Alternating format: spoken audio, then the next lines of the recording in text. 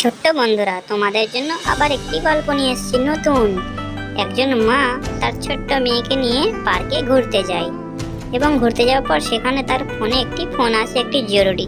তখন ছোট্ট মেয়েটি কিন্তু দাঁড়িয়েই থাকে তার মায়ের পিছনে এবং মা অন্যদিকে মুখ করে সেই ফোনটিতে কথা বলতে থাকে। হঠাৎ একজন মুখোশধারী ব্যক্তি এসে সেই শিশুটিকে অপহরণ করে নিয়ে চলে যায়। এরপর যখন ফোন রেখে তার মা পিছন ফিরে দেখে, সে দেখে যে তার মেয়ে নেই, তাকে কেউ কিডন্যাপ করে নিয়ে চলে গেছে।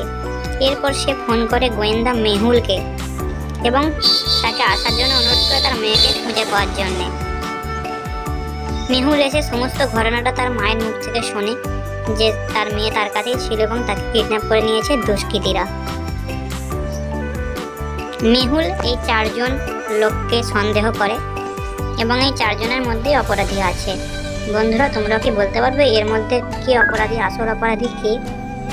আমি বলছি বন্ধুরা একটু ভালো করে লক্ষ্য করলে তোমরা দেখতে পাবে এই 4 জনের মধ্যে যে সাদা জামা পরে আছে অর্থাৎ 3 নাম্বার, সেই অপহরণটি চুরি করেছে। কারণ দেখুন তার গলায় একটি তিল আছে। হ্যাঁ বন্ধুরা, তোমরা ঠিকই দেখছো, যখন মেয়েটাকে অপহরণ করেছিল তার গলাতে কিন্তু এই তিলটি ছিল। তাহলে আসল অপহরণকারী হচ্ছে এই তিল